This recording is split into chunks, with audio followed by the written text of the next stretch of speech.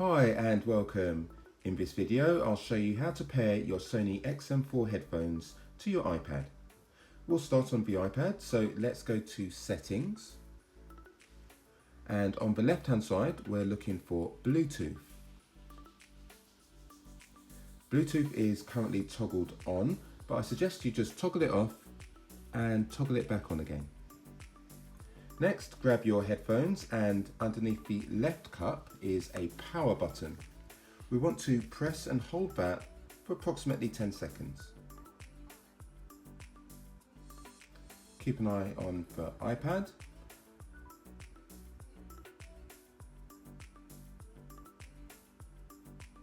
I've released the button, it's located the headphones, and I can now press on WH1000 XM4.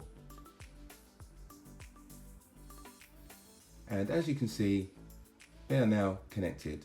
Now I can press on this eye and it gives me some options such as disconnect and forget this device. I'll just disconnect for now. So that's how you connect your Sony XM4s to your iPad. I hope you found this video useful, and if you have, really appreciate a quick thumbs up. Do check out my channel for more hints and tips and reviews. Thanks very much for watching, and I wish you a great day ahead.